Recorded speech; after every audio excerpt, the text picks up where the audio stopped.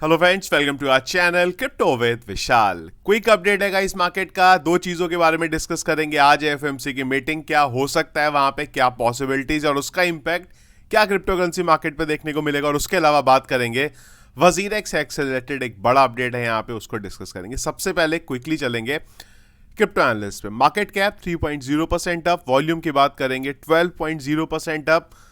Inflow का कोई data रात 12 बजे से अब तक देखने को नहीं मिला है, ना ही कल के दिन कोई इनफ्लो का डेटा था। फियर एंड इंडेक्स 45 में है, फियर में ही। पिछले एक घंटे के सेंटीमेंट्स की बात करेंगे, वो फिलहाल चल रहे हैं यहाँ पे बाय के तरफ। हीट मैप और ज्यादा हारा था पर थोड़ा सा कम हो गया। Currently BTC 4.19% up, Ethereum 2.38% up यहाँ पे चल रहा है। परसों हमने वीडियो किया था और हमने उस वीडियो में यही बात करी थी कि आने वाले दिनों में और स्पेशली ये पूरा हफ्ता मार्केट आपको वॉलेटाइल होता हुआ देखने को मिलेगा। उसके पीछे का रीजन है एफओएमसी की मीटिंग। तो फाइनली वो दिन आ गया है जिस दिन एफओएमसी की मीटिंग है। सबसे पहले बिटकॉइन का चार्ट, और अगर आप देखो, जो लोग बोलते हैं कि चार्ट प्ले नहीं करते हैं, इससे ज्यादा ब्यूटीफुल तरीके से मुझे नहीं लगता चार्ट प्ले कर सकता है। ये एरिया था हमारा रेजिस्टेंस का, और अगर आप देखो तो ये एरिया हम लोगों ने आज से करीब 2 से 3 महीने से इस एरिया के बारे में बात कर रहे हैं। एग्जैक्ट उसी जगह से बिटकॉइन को यहाँ पे रेजिस्टेंस मिला है। इससे पहले भी अगर आप देखेंगे, जो हमारा 59,200 का एरिया था, वहां से बिटकॉइन को रेजिस्टेंस मिला, बिटकॉइन नीचे आया और एक ही कैंडल ने इस प्राइस को यहाँ पे तोड़ा, बिटकॉइन ऊपर की तरफ गया। और इसके अलावा अगर आप देखें तो हम लोगों को 57,000 पे भी जो सपोर्ट था वो बार बार यहाँ पे कंफर्म हुआ है। इंपॉर्टेंट चीज फिलहाल के लिए ये है, मैंने पहले भी आपको बोला था, बिटकॉइन के प्राइस के पंप पे ज्यादा बुलिश नहीं होना है, बिटकॉइन का प्राइस डंप हो ज्यादा बेयरिश नहीं होना है, क्योंकि इंपॉर्टेंट इवेंट है जो है एफओएमसी की मीटिंग। यहाँ पे 3 पॉसिबिलिटीज है। पहली पॉसिबिलिटी है यहाँ पे रेट कट नहीं होगा, जिसके चांसेस मात्र 0.1% है। लेकिन अगर यह हुआ कि रेट कट नहीं हुआ, मार्केट में आपको जबरदस्त क्रैश होता हुआ देखने को यहां पे मिल सकता है, जिसके चांसेस नहीं है। दूसरी पॉसिबिलिटी है यहाँ पे, जो काफी टाइम से चल रही थी, वो है रेट कट 25 का होगा यहाँ पे।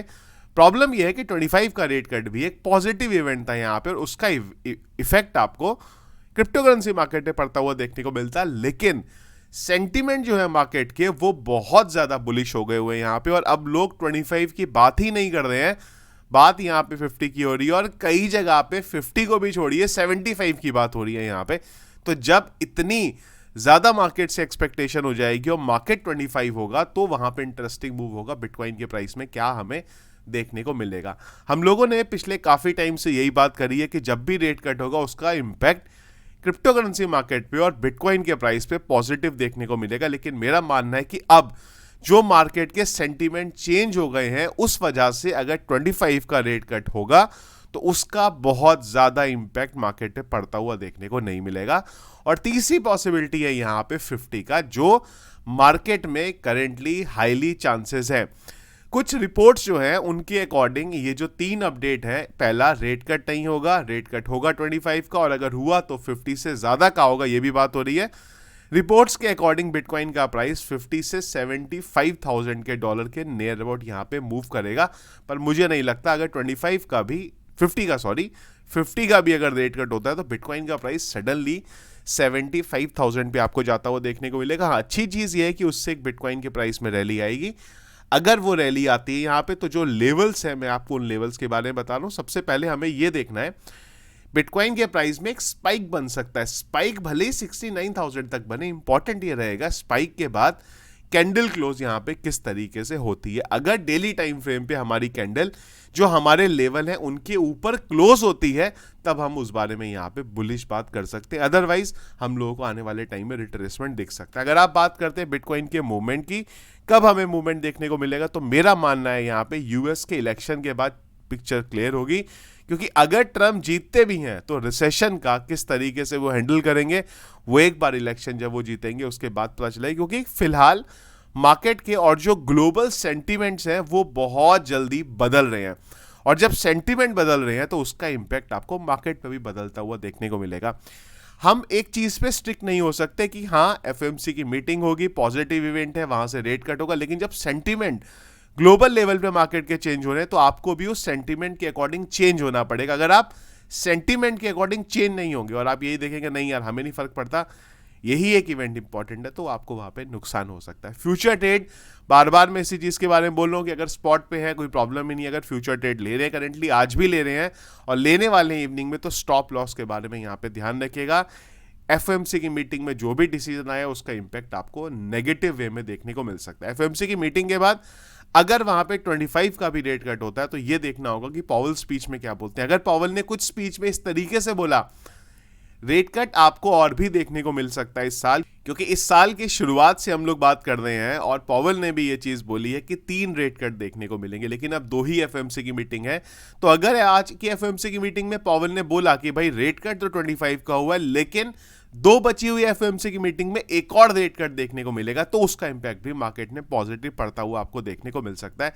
रात 11:30 बजे करीब इंडियन टाइम के अकॉर्डिंग डेटा आएगा, उसके बाद यहाँ पे पॉवल की स्पीच होगी, तब हमें ये चीजों के बारे में पता चलेगा।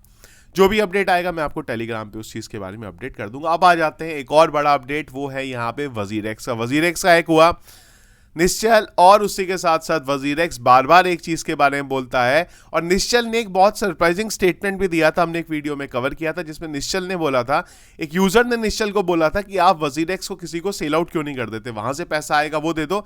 निश्चल ने बोला कि मैं ये बिल्कुल करना चाहता हूं, लेकिन प्रॉब्लम यह है कि मेरा वजीरेक्स पे कोई कंट्रोल नहीं है, मैं सेल नहीं कर सकता, मैं सिर्फ यहाँ पे डायरेक्टर हूं, मैं सिर्फ आप लोगों की हेल्प करने आया हूं। तो सवाल पैदा ये होता है कि वजीरेक्स का ओनर कौन है। निश्चल ने, वजीरेक्स ने बार बार ये बोला है कि ओनर बाइनेंस है, पर अब बड़ा फिर से अपडेट, सीजेड के टाइम पे भी आपको याद होगा ट्विटर पे एक बार काफी ज्यादा बहस हुई थी निश्चल की और सीजेड की।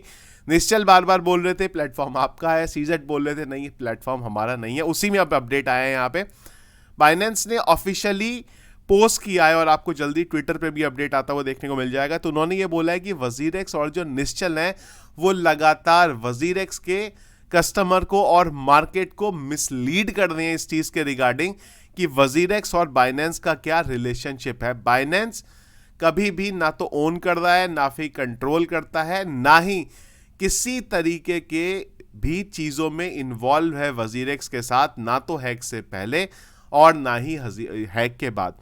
इसी के साथ इन्होंने ये भी बताया कि वजीरेक्स की अगर आप बात करेंगे तो एक इंडियन एंटिटी है, वो इसकी ओनर है और जो एफआईयू के साथ यहाँ पे रजिस्टर्ड भी है। साथ ही बाइनेंस ने ये बोला है कि हमारी कोई भी रिस्पॉन्सिबिलिटी नहीं है यहाँ पे, ना तो इस चीज के बारे में कि वजीरेक्स के हैक से लेके और किसी भी तरीके से। उन्होंने यहाँ पे सिंपल ये बोला है वजीरेक्स से हमारा कोई लेना देना नहीं है। तो बहुत इंटरेस्टिंग है ये। एक जिनका एक्सचेंज है वो बोलते हैं ये हमारा एक्सचेंज नहीं है, ये किसी दूसरे का एक्सचेंज है, जो जिस दूसरे को बोलते हैं वो बोलते हैं हमारा भी नहीं है। तो जो क्वेश्चन सालों से चला आ रहा है कि वजीरेक्स है किसका, उसका आंसर आज भी वहीं का वहीं है।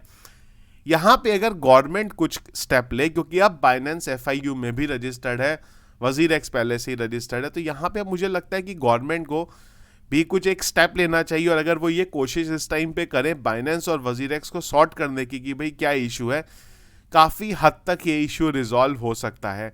जब से वजीरेक्स का हैक हुआ है मैंने तब से बोला है कि $250 मिलियन किसी फॉरेन क्रिप्टो करेंसी एक्सचेंज के लिए बड़ा नंबर नहीं है। कोई भी आ सकता है यहाँ पे और आके वजीरेक्स को ले सकता है। लेकिन अब जैसे जैसे चीजें आ रही हैं और वजीरेक्स ये बोल रहा है कि हम बेचना भी चाहें किसी को नहीं बेच सकते, तो एक बाइनेंस ही यहाँ पे बचता है जिसको अगर गवर्नमेंट आए और उससे बात करें यहाँ पे, क्योंकि एफआईयू में रजिस्टर्ड है, अगर उससे बात करें तो यहाँ पे सॉर्ट होता हुआ हमें देखने को मिल सकता है। पर गवर्नमेंट हम जानती है कि इंडिया में बहुत ज़्यादा क्रिप्टो करेंसी की सपोर्ट में यहाँ पे है नहीं। पर हाँ, अगले 2 महीने में जो पेपर्स आने वाले हैं रेगुलेशंस के रिगार्डिंग, जो भी गवर्नमेंट पेपर लेके आती है उस पेपर के बाद शायद कुछ एक पॉजिटिव मूवमेंट हमें वजीरेक्स और बाइनेंस के रिलेशनशिप पे आता हुआ देखने को यहाँ पे मिल सकता है। तो ये थे गाइस अपडेट। करंटली मैं सिंगापुर में हूँ और जो मेन टोकन 2049 का इवेंट है वो आज से स्टार्ट होने वाला है। कल आप लोगों ने इंस्टाग्राम पे एक पोस्ट भी देखा होगा। तो ये जितने इवेंट्स करंटली अभी चल रहे हैं यहाँ पे वो सब साइड इवेंट्स हैं जो एक हफ्ते तक चलते हैं। आज का और कल का दिन इंपॉर्टेंट है जहाँ पे टोकन 2049 का मेन इवेंट यहाँ पे होने वाला है। बहुत सारे प्रोजेक्ट से मैं ऑलरेडी मिला हूँ, उनके बारे में कई चीज़ें पता चली हैं। और एक आज एक और मीम टोकन का भी एक इवेंट होने वाला है जिसमें काफ़ी सारे जो बड़े मीम टोकन्स हैं वो भी आने वाले हैं। तो जो भी लर्निंग रहेगी, एक बार क्या समझ में आया वहाँ से टोकन 2049 का इवेंट एक बार क्लोज हो जाएगा, उसके बाद हम लोग सारी लर्निंग क्या सिंगापुर से, और एक और बहुत सरप्राइजिंग चीज़ मुझे सिंगापुर की पता चली है क्रिप्टो करेंसी के रिगार्डिंग भी, उन सब चीज़ों के बारे में एक बार इवेंट खत्म होते हैं उसके बाद हम लोग यहाँ पे एक सेपरेट वीडियो में डिस्कस करेंगे। तो ये था गाइस करंट अपडेट जो चल रहा है क्रिप्टो करेंसी मार्केट में।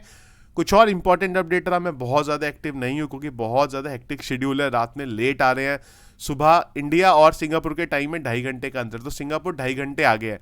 तो अभी शायद आप लोग यहाँ पे इंडिया में सो के भी नहीं उठे होंगे, और यहाँ पे मैं टाइम बोलूँ तो 10 बज गया हुआ है। तो उस टाइम जोन की वजह से ना बहुत ज़्यादा हेक्टिक हो रहा है, तो बहुत ज़्यादा मैं टाइम ना तो टेलीग्राम पे, यूट्यूब पे यहाँ पे दे पा रहा हूँ। तो आई होप कुछ भी अपडेट आएगा मैं आपको टेलीग्राम के ऊपर यहाँ पे दे दूंगा। तो वीडियो पसंद आए इसको लाइक और शेयर जरूर कीजिएगा। चैनल में अगर आप नए फर्स्ट टाइम वीडियो देखना तो चैनल को सब्सक्राइब कर लीजिएगा। Thank you friends.